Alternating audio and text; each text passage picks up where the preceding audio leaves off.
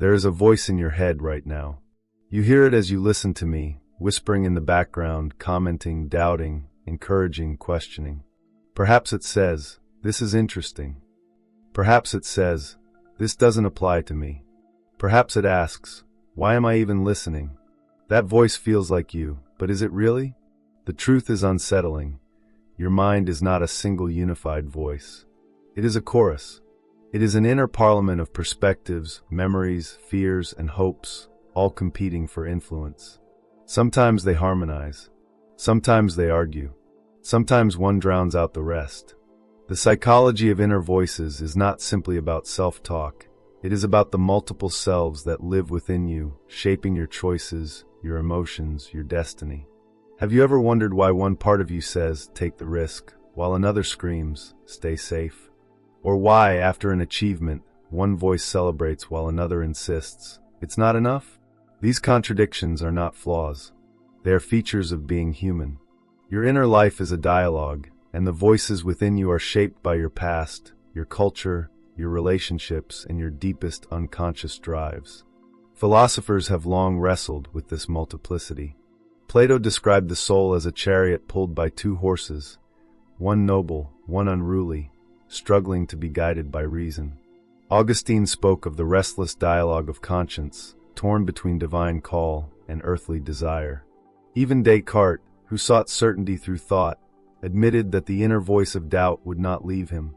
The idea of one single I is more fragile than we like to admit.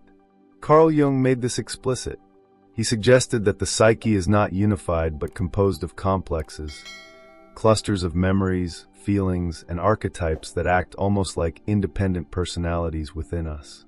A complex is not the whole of you, but when activated, it can feel like the whole. The inner critic is a complex. The wounded child is a complex. The protector, the dreamer, the saboteur, all are voices that live within the larger self. And when we deny or ignore them, they often seize control in unconscious ways. Modern psychology confirms this multiplicity. Richard Schwartz developed internal family systems therapy, which views the mind as a family of parts. Some parts are protectors, others are exiles, others are managers. Healing comes not from silencing voices, but from listening to them, understanding their intentions, and bringing them into harmony. Neuroscience echoes this too. Brain imaging shows different regions activate when we switch between inner dialogues of compassion, judgment, memory, and planning. It is as though the brain is a stage, and different actors step into the spotlight at different times. But where do these voices come from? Many are echoes of early life. The critical teacher becomes the inner critic. The nurturing parent becomes the inner encourager. Trauma embeds voices of fear, warning you not to repeat old wounds. Culture installs voices of duty, morality, expectation. Over time, these external voices become internalized until we no longer recognize them as foreign. They speak with our own accent, our own tone, our own conviction. But if you trace them back, you find their origins in the voices of others. Have you noticed this? That the way you speak to yourself often mirrors the way others once spoke to you. The scolding voice inside may not be yours at all. It may be the echo of a parent, a coach, a peer, long gone but still alive in your mind. The comforting voice may not be yours either. It may be the echo of someone who believed in you when you could not. Your inner voices are mosaics of every relationship you've ever had. And yet, they are not static. They evolve. New experiences create new voices. A single moment of courage can install a voice of bravery that speaks forever after. A single betrayal can install a voice of caution. Every choice you make either strengthens or weakens a voice within you. This means your inner chorus is not fixed. It is being composed daily. The question is not whether you have inner voices. The question is which ones you feed. This multiplicity can feel chaotic, but it can also be a source of wisdom. Consider the Stoic philosopher Epictetus, who said that the most important conversations you will ever have are the ones you have with yourself. He meant that inner dialogue is the forge of character. When you learn to listen, question, and guide your inner voices, you transform noise into insight. The danger is not that you have many voices. The danger is when you mistake one for the whole, when you let the critic or the coward dominate unchallenged. Let me give you a story. A woman was preparing to give a presentation at work. One voice whispered, "You'll fail." Another said, "You're not prepared." A third reminded her of past mistakes. But then another voice, quieter but steady, said, "You've done this before. You can do it again." She chose to listen to that one. The presentation succeeded. The critical voices did not vanish, but they lost some power. Each time she listened to the voice of courage, it grew louder. Over time, the inner critic still spoke, but it no longer had the final word. This is the psychology of inner voices at work. Whichever voice you attend to most becomes the conductor of your inner orchestra. But what about the darker voices? The ones that tell you to give up, to hide, even to harm yourself? These are real, and they are dangerous. They reveal how powerful the inner chorus can be. For someone struggling with depression, the destructive voice may dominate, drowning out all others. Jung would say this is the shadow speaking, the repressed, unacknowledged parts of the self demanding recognition. The solution is not to silence the voice, but to understand its message. Often, beneath the destructive impulse is pain, unmet needs, longing for care. By listening with compassion rather than fear, the voice can be transformed. Have you noticed how your inner voices shift depending on mood? On a good day, the encourager is loud. On a bad day, the critic roars. This is why awareness matters. You cannot eliminate the chorus, but you can learn to identify which voice is speaking at any given moment. And once you recognize it, you gain a choice. Do I follow this voice, or do I let another speak? Without awareness, the loudest voice wins. With awareness, you become the conductor. Philosophically, this raises profound questions about identity. If you are composed of many voices, who is the real you? Jung would say the self, the deeper totality of your being, holds all the voices. The ego, the conscious I, is just one voice among many. This means that your truest self is not any single voice, but the whole chorus. You are the stage on which they all play, the space that holds the dialogue. And this leads to a paradox. The more you try to silence inner voices, the louder they become. Deny the critic, and it whispers from the shadows. Deny the fearful child, and it sabotages you in secret. Deny the shadow, and it erupts. Integration, not suppression, is the path to wholeness. Just as a healthy democracy requires every voice to be heard, a healthy psyche requires every inner voice to be acknowledged, even if not obeyed. So let me ask you, which voices dominate your inner life? Which do you feed, and which do you ignore? Have you noticed the way you talk to yourself when you fail, when you succeed, when you are alone? That inner dialogue is not trivial, it is destiny. Because the voice you believe most shapes the life you live. In the next part, we will go deeper. We will explore the psychology of the inner critic and the inner guide, the roles they play in growth and self-sabotage, and how cultures and philosophies across history have understood the dialogue within. We will examine how to discern which voices lead to truth and which lead to illusion, and how to cultivate an inner harmony that empowers rather than enslaves. If every mind is a chorus, then two of the loudest voices we hear are the inner critic and the inner guide. These are the opposing poles of self-talk, one judging, the other encouraging, one undermining, the other empowering. Understanding their dynamics is essential, for they often determine whether we rise to challenges or collapse under them. The inner critic is perhaps the most recognizable. It is the voice that tells you you're not good enough, that you'll fail, that you should be ashamed. Sometimes it takes the tone of a parent, sometimes of a teacher, sometimes of a nameless authority. Its language is sharp, absolute. You always mess things up. You'll never succeed. Who do you think you are? This voice is ancient in us. Evolutionarily, self-criticism may have been a survival mechanism. To constantly scan for flaws, to prepare for failure, may once have kept us safe from danger. But in modern life, where physical survival is rarely at stake, the critic often turns into a saboteur. Psychology reveals its paradox. Studies show that people with strong inner critics are often high achievers. The critic pushes, warns, demands. But the cost is high: anxiety, perfectionism, burnout. The critic is like a drill sergeant, relentless, effective in the short term, but destructive if followed blindly. Jung would say the critic is a complex, often rooted in childhood. Perhaps as a child you were scolded harshly, and you internalized that voice as motivation. It worked then, but now it may rule you cruelly. And yet, the critic is not evil. Beneath its harshness, it often carries a protective intent. It says, don't embarrass yourself, because it fears rejection. It says, you're not ready, because it fears failure. When we learn to listen beneath the words, we find that the critic is not trying to destroy us but to shield us. The tragedy is that its methods are brutal, its vision narrow. Opposite the critic stands the inner guide. This voice is quieter, harder to hear. It speaks in encouragement, wisdom, calm. It says, you can try. It says, you've learned before, you can learn again. It speaks not from fear but from trust. The inner guide is often born from moments of genuine support.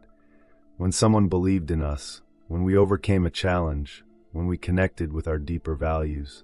It is a voice that grows stronger when we feed it, weaker when ignored.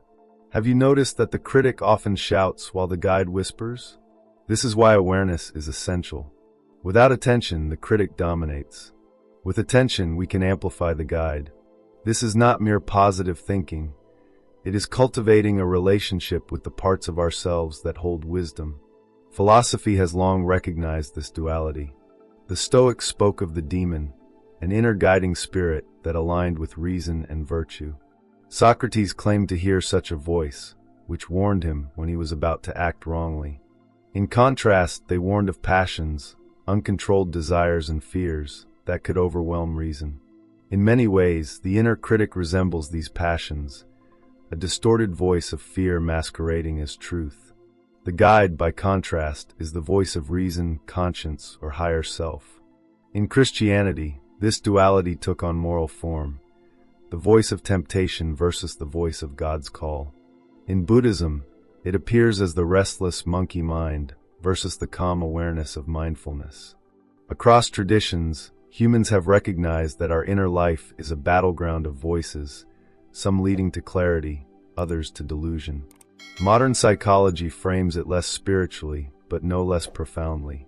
Aaron Beck, founder of cognitive therapy, identified automatic negative thoughts as the expressions of the inner critic. These are habitual, intrusive voices that distort reality, catastrophizing, overgeneralizing, labeling. Cognitive behavioral therapy teaches us to challenge these voices, to replace them with more balanced ones. Neuroscience shows that when we do this, new neural pathways form. The brain literally rewires. The critic's hold weakens, the guides grow stronger. But it is not enough to silence the critic. As Jung emphasized, the path to wholeness requires integration. The critic, for all its harshness, carries energy and vigilance. The goal is not to banish it, but to transform it, to recognize its protective motive and redirect its energy constructively. Instead of "you'll fail," it can become "prepare carefully." Instead of "you're worthless," it can become "here's where you can grow." Integration turns enemy into ally. Stories illustrate this vividly. Consider the tale of a young athlete plagued by self-doubt. Before every race, the critic screamed, "You'll lose, you'll embarrass yourself." At first, she fought the voice, tried to silence it, but it grew louder. Eventually, with guidance, she tried something different. She listened. She asked, "Why do you say this?" And the critic answered, "Because I don't want you to feel the pain of failure again." With compassion, she responded, "Thank you for trying to protect me, but I can handle failure. What I need is focus." Over time, the critic softened. It no longer dominated. The inner guide gained space. This is the alchemy of awareness. But let's go further. The chorus of inner voices is not limited to critic and guide. There are countless others: the child, the rebel, the dreamer, the cynic. Each culture tends to amplify some voices while silencing others. In highly competitive societies, the critic and achiever may be loud. In collectivist cultures, the voice of duty may dominate. In spiritual traditions, the voice of humility may drown out pride. Our inner lives are shaped not only by personal history, but by cultural scripts. This raises an uncomfortable question. How much of what you call yourself is actually the echo of your culture? When you hear the voice saying, "Work harder, earn more," is that you, or is it society speaking through you? When you hear, "You must never disappoint your family," is that truly your inner truth, or the inherited voice of tradition? This is where freedom lies, in discerning which voices are authentic and which are implants. Existential philosophers like Kierkegaard and Heidegger warned of this. They spoke of the crowd, the anonymous voices of society that lull us into conformity. To live authentically, they said, we must hear our own voice beneath the noise of the crowd. This does not mean rejecting all cultural voices. It means questioning, discerning, choosing consciously. Without this, the loudest borrowed voice becomes our master. So how do we discern? One way is to examine the fruits of each voice. The critic may motivate, but if it leaves us anxious and paralyzed, perhaps it should not lead. The guide may encourage, but if it leads us into denial, it too must be questioned. True inner guidance produces growth, clarity, courage. False voices produce fear, shame, stagnation. By their fruits we shall know them. Another way is to cultivate silence. Meditation is not about erasing voices. It is about stepping back and observing them without attachment. When you sit quietly, voices emerge, planning, doubting, remembering, imagining. Instead of obeying, you watch. Over time, you realize you are not any one voice. You are the space in which they arise. This recognition is liberating. You are not the critic. You are not the guide. You are the one who can choose between them. But choice is not easy. Sometimes the critic masquerades as the guide. It says, "I'm only telling you this for your own good." Sometimes the guide seems too weak to follow. This is where practice matters. Just as muscles grow stronger with use, the voice of wisdom grows louder the more you act on it. Each time you choose courage over fear, the guide's authority increases. Each time you recognize the critic and respond with compassion, its grip loosens. Over time, the balance shifts. Have you experienced this? That at first the critic feels overwhelming, but as you practice awareness, the guide emerges more often. That is no accident. It is the psychology of neuroplasticity, the philosophy of practice, the spirituality of transformation. What you attend to becomes your reality. Yet there is a danger here too. Some people, in rejecting the critic, swing to the other extreme, listening only to voices of comfort. They avoid challenge, avoid truth, avoid growth. True guidance is not mere self-soothing. It is the voice that calls you to courage, that demands honesty, that pushes you toward your potential. The critic imprisons, the false guide indulges. Only the true guide liberates. So let us pause. Think of a recent decision you made. Which voices spoke? Did the critic dominate? Did the guide whisper? Did you mistake one for the other? What would it look like if you paused longer, listened deeper, chose differently? These reflective moments are where transformation begins. As we move forward, we will explore the deepest layer of inner voices, the unconscious voices, the shadow voices, the ones we deny yet that shape us most powerfully. We will examine how to bring them into the light, how to integrate them without being destroyed, and how this integration can lead to an inner harmony that feels like freedom. There are voices you hear every day, the critic, the guide, the planner, the dreamer. And then there are voices you do not want to hear at all. These are the darker voices, the ones buried deep, the ones you deny, repress, or exile. Jung called this constellation the shadow. If the chorus of inner voices is a theater, the shadow is the hidden cast locked in the basement. And yet, despite your efforts to silence them, they leak into your life, through dreams, slips of the tongue, sudden anger, inexplicable fears. Have you ever surprised yourself with something you said or did, and then thought, where did that come from? That was a shadow voice breaking through. It may have been a surge of jealousy, an urge for revenge, an attraction you did not expect. Or it may have been a whisper of despair you thought you had overcome. These voices are part of you, though you wish they were not. To deny them is to give them more power.